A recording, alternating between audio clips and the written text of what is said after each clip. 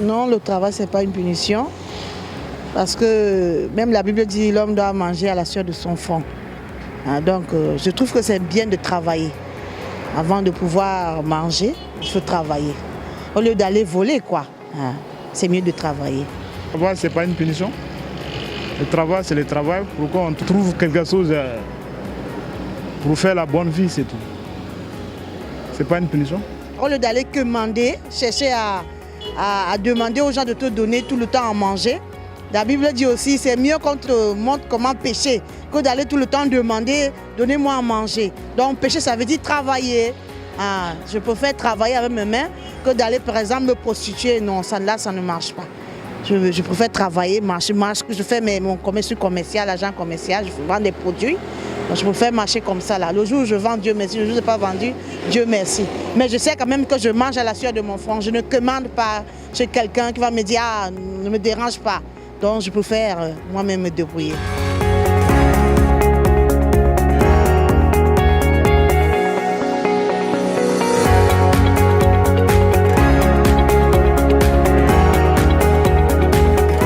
Monsieur Francis, bonjour. Bonjour. Comment la Bible définit-elle le travail? Le travail, une punition, d'après Genèse 3, le verset 19. Autour de la question, Man Matinal reçoit ce matin le révérend Francis Tunona. Pasteur Francis, une question directe. Le travail, une punition? En tout cas, il est à constater que quand nous prenons le livre de la Genèse, justement, qu'à première vue, il paraît que le travail serait vraiment une punition infligée par Dieu à l'homme. Et comment la Bible définit-elle ce mot travail? En tout cas, le travail reste exactement comme nous le concevons actuellement, c'est-à-dire qu'il s'agit d'un effort à fournir sur une durée donnée et au bout duquel on va donc avoir une certaine rémunération. La rémunération peut être naturelle, la rémunération peut être financière, la rémunération peut être simplement une question de satisfaction, une question de joie qu'on éprouve en exerçant quelque chose. Mais il est clair que Dieu avait décidé que l'homme gagne désormais son pain à la sueur de son front, à la suite du péché qui avait été commis en Éden. Effectivement, lorsque la Bible dit dans Genèse 3, le verset 19, c'est à la sueur de ton front que tu mangeras ton pain. Comment concevez-vous donc cette expression? Alors, Dieu est en train de montrer clairement qu'à partir de maintenant, il n'est plus question de facilité. Tout ce que vous devez avoir, vous devez l'avoir en suyant, vous devez l'avoir en fournissant un effort. Donc, vous devez contribuer, vous devez travailler, vous devez fournir des efforts pour ce que vous devez donc acquérir. Et voilà pourquoi d'ailleurs, ici, il faut noter que Dieu est en train de souligner la valeur du travail et il ne veut pas qu'il y ait donc des gens qui soient là, les mains croisées, les bras croisés, ne faisant absolument rien, ou alors cherchant à s'enrichir du jour au lendemain avec la loterie ou les jeux du hasard, ou des investissements qui seraient, on va dire, miraculeux pour produire de la richesse maintenant et tout de suite. Ce n'est pas le plan de Dieu. Le plan de Dieu au départ était l'homme travaille, au bout d'un certain moment, il doit récolter quelque chose. Alors, qui dit travail dit labeur. Et donc, qui dit labeur dit effort. Et qui dit effort dit donc souffrance. Et justement, ça traduit parfaitement ce qui avait été établi donc en ADN. Il y a une certaine souffrance qui est liée au travail, qu'on le veuille ou pas. Que ce travail soit physique, que ce travail soit intellectuel, que ce travail soit un travail de l'esprit. Eh bien, il y a toujours une certaine souffrance qui est attachée à cela parce qu'au moment où vous mettez à réfléchir pour essayer donc d'agencer les idées, d'agencer les mots, de concevoir quelque chose, de mettre sur le terrain ou sur pied quelque chose. Il y a un effort considérable que cela donc demande. Il y a une énergie colossale qui est dégagée. Alors cette énergie, il y en a qui pensent que ceux qui sont en train de travailler dans le domaine de l'esprit ne travaillent pas ou ne travaillent pas suffisamment. Et que c'est ceux qui travaillent au manuel qui travaillent suffisamment. C'est une erreur. Il y a une énergie qui est dépensée dans les deux cas. Pour mieux comprendre les expressions, puisque la Bible parle parfois de façon codée, l'on parle de la sueur. De quelle sueur s'agit-il réellement? Et pour un voleur, l'on dirait la même chose? La sueur, justement, la sueur de son corps. Et ici, la sueur traduit en fait l'effort. Parce que vous voyez, quand je fais un effort physique, je transpire. Donc, il y a une sueur qui est dégagée. Alors, donc, au travers de sueur, on n'entend pas sueur pour sueur, mais on entend sueur pour effort, pour souffrance. Donc, il y a une souffrance qui se dégage, il y a un effort qui est fourni. Alors, ce n'est pas tous les travaux que nous faisons qui vont nous faire suer de la même façon. Si je fais un travail manuel, je vais suyer à grosses gouttes et sur les pores de ma peau vont laisser sortir de l'eau. Mais par contre, si je fais un travail de l'esprit, une œuvre de l'esprit, j'écris un livre où je suis en train de faire une peinture pour avoir une œuvre d'art, là, je ne veux pas suyer à grosses gouttes comme si j'étais en train de désherber un champ. Là, je vais suyer, mais pas à grosses gouttes. Et mes sueurs seront plutôt, tantôt, on va dire, des sueurs plutôt froides, où parfois il n'y a pas de sueur du tout, mais en tout cas, il y a un effort qui est contraignant, un effort en fait qui me presse et qui traduit et qui va donc en fait manifester à moi une certaine souffrance. Donc après avoir produit cette œuvre, fut-elle une œuvre de l'esprit, je sentirai qu'il y a eu tout un travail, il y a toute une élaboration. Je disais, pasteur, lorsque l'on parle de la sueur, donc ce n'est pas de façon dans le sens du terme. Maintenant, pour un voleur, est-ce que l'on dirait la même chose? Alors, le voleur également va suyer au moment où il va se mettre donc à calculer, à entreprendre et donc à agir. Il va donc suyer quelque part. Donc, il doit calculer, il doit réfléchir. Et ensuite, il doit passer à l'action. Au moment où il passe à l'action, et même au moment où il est en train de faire ses calculs, eh bien, il y a un certain effort également qui se dégage. Même au niveau seulement du calcul, c'est-à-dire au niveau de l'esprit, quand il est en train de voir par où il va rentrer, par où il va passer, comment il va faire et comment il va extraire ce qu'il veut extraire et comment lui-même il va s'extraire de ce milieu après avoir extrait l'objet qu'il voulait extraire du milieu. Mais par contre, le problème avec le voleur, c'est que ce qu'il fait est mal. Il travaille, mais il travaille dans le mauvais sens. Donc, on va dire qu'il travaille dans le sens plutôt négatif. Il fait du mal à autrui et il fait du mal se faisant à lui-même. Est-ce que c'est à cause de ce même passage qu'il est fait interdiction des jeux du hasard? Alors, les jeux du hasard ont un principe. C'est enrichir la personne maintenant et tout de suite, sans effort. Donc, la notion effort est en fait quelque part ici mise entre parenthèses. Elle est ôtée. Et c'est une promesse mirobolante qui vous amène donc à croire que voilà, vous allez devenir riche tout de suite, en une fraction de seconde. Et ça ne correspond pas à ce que Dieu avait établi depuis la Genèse. Parce que vous ne fournissez aucun effort en fait. Vous ne travaillez pas pour arriver là. Mais parfois on réfléchit, pasteur. Il y a quand même un effort intellectuel. C'est vrai, parfois on réfléchit. Mais Dieu ne veut pas des jeux du hasard. Dieu veut que quelqu'un sème quelque chose et ensuite il attend une récolte. Mais il ne s'agit pas ici d'aller jouer à de la loterie, à quelque chose qui peut ou n'est pas donner un quelconque résultat. On a besoin simplement de suivre une loi. Et une loi qui est une loi fixe, une loi figée, une loi établie, un principe. Si je sème du maïs, je récolterai du maïs. Si je sème des arachides, je récolterai des arachides. Donc, Dieu veut que ce soit une loi fixe, quelque chose qui a été établi. Avec le hasard, il n'y a rien de fixe. Ça peut ou ne pas arriver. C'est comme ça, on va dire, c'est un coup du hasard.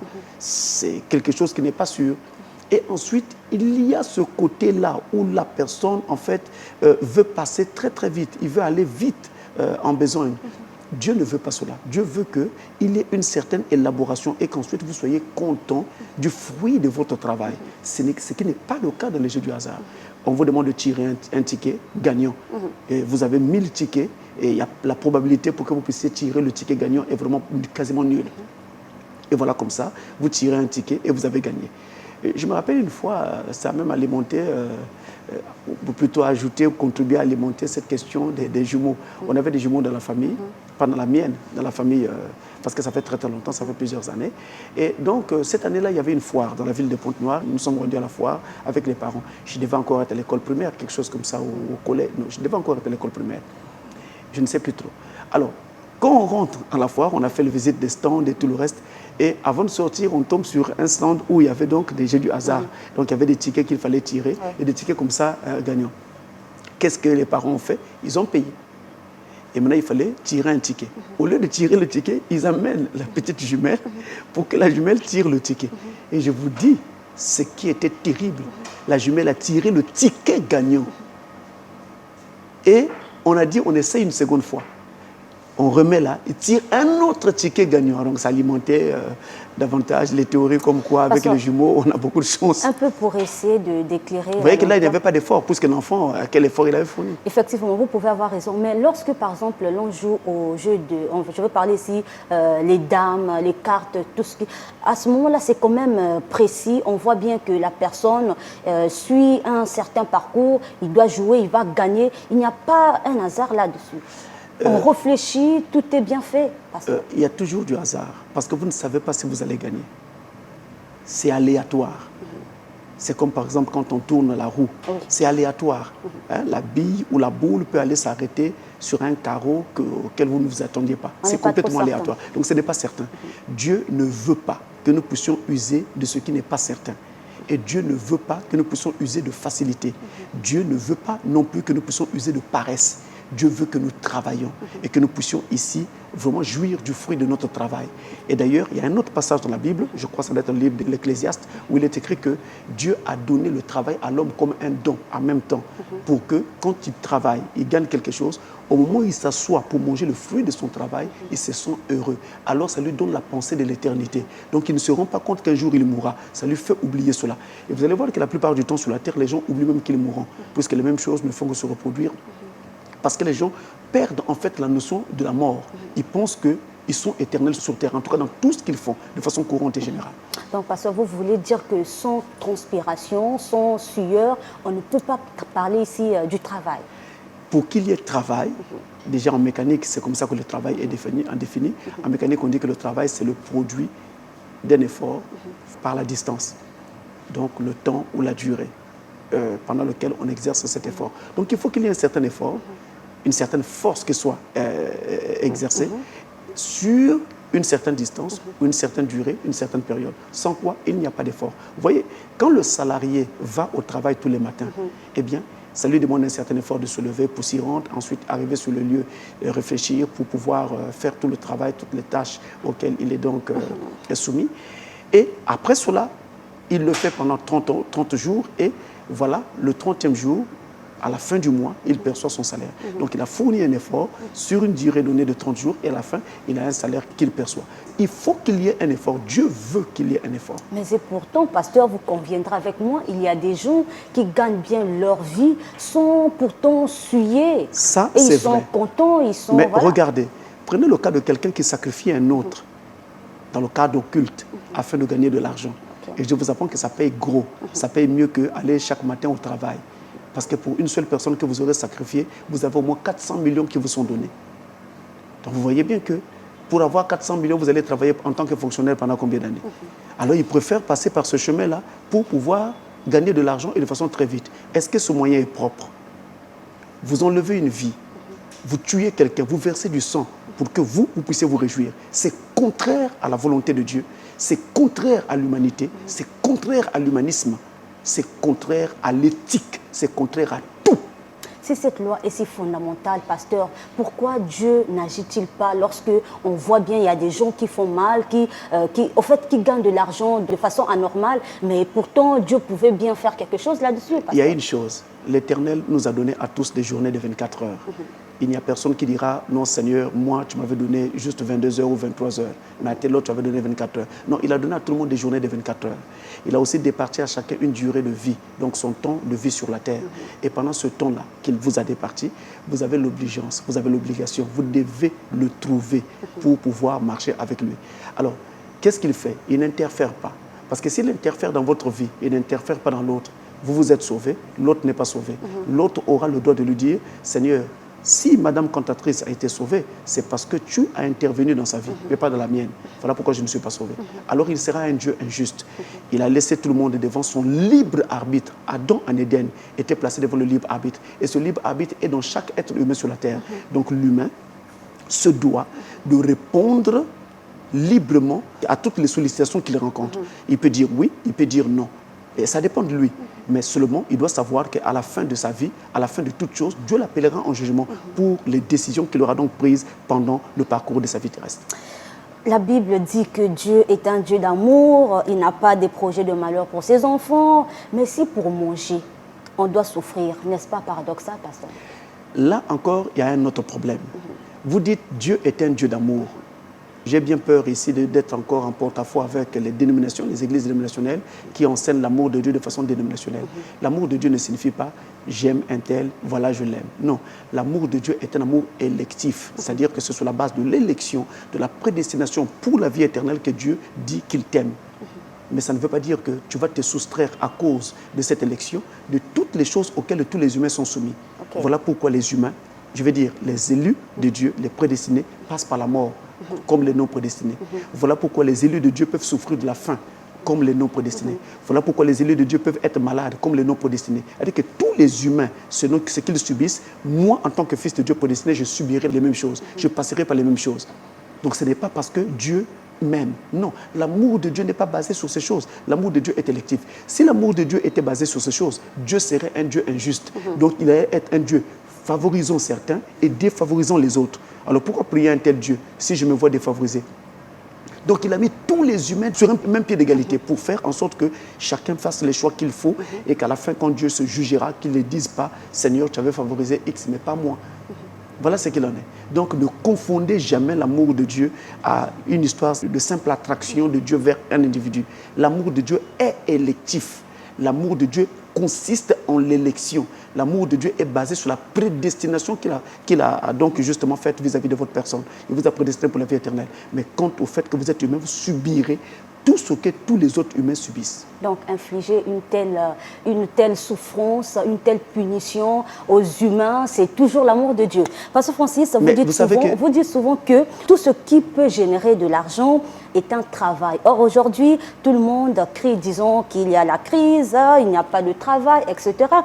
Surtout les jeunes. Alors, qu'est-ce qui se passe en réalité, pasteur? Tout ce qui peut générer de l'argent est un travail, pas vraiment. Pour qu'on parle de travail, il faut qu'il y ait un effort fourni et ensuite une rémunération à la fin. Donc, si je m'en vais sacrifier des gens, ce n'est pas un travail. Si je m'en vais voler, ce qui est déjà contraire à l'éthique, ce n'est pas un travail. Enfin, ça peut être un travail pour certains, mais un travail dans le noir, un travail, même pas dans le noir, un travail dans les ténèbres. Et un fait, pasteur Francis, avec les chrétiens, c'est qu'ils préfèrent beaucoup plus se consacrer, lire la Bible, mais chercher du travail à tout prix, ce n'est pas vraiment leur problème. Sous prétexte que c'est Dieu qui bénit, j'attends le temps de Dieu, j'attends, voilà. Là encore, beaucoup d'histoires. Là encore, il y a erreur. C'est de là également que vient l'adage qui dit « Aide-toi, le ciel t'aidera ». Ce qui est complètement faux. Ça n'existe pas dans la Bible. On peut trouver cela dans les livres, dans la littérature, mais dans la Bible, ça n'existe pas. Parce que si vous êtes déjà capable de vous venir en aide vous-même, en quoi vous avez besoin de l'aide de Dieu? Et Dieu n'a jamais dit, allez-y prier et puis ne travaillez pas. Ça n'existe pas, il n'y a aucun passage pour ça. Mais si vous rentrez dans le livre de Néhémie, vous allez voir que d'une main, Néhémie tenait la trouillelle pour travailler et de l'autre main, il a levé en prière. Donc je lève une main en prière et l'autre main, je tiens la trouillelle. Dieu veut que nous puissions prier et travailler. Travailler et prier en même temps. Mais pas être là en train de lire la Bible ou les brochures de William Aaron Branham et puis vous ne travaillez pas. Et après demain, quand vous souffrirez de faim, vous allez dire que Dieu ne vous a pas aidé, Dieu aide les autres et autres. Mais ce même Dieu dont vous parlez, dans le livre des Proverbes, nous a demandé de fréquenter l'école de la fourmi. Mais parfois, on entend dire que Dieu m'a mandaté pour le servir et non pour travailler, pasteur. Ça n'existe pas. Ah bon? Même les premiers apôtres qui ont travaillé pour Jésus au départ, avant que le travail ne devienne abondant, ils avaient d'abord un travail séculier. Et de l'autre côté, ils faisaient maintenant un travail pour le compte du royaume de Dieu. Donc ça n'existe pas. On ne peut pas dire ici que voilà, parce que Dieu m'a mandaté, je ne peux pas aller travailler. L'apôtre Paul était faiseur de tentes. Donc s'il était aujourd'hui, on allait peut-être dire qu'il était menuisier, on va dire, je ne sais pas, maçon ou quoi. Pasteur Francis, merci. C'est moi.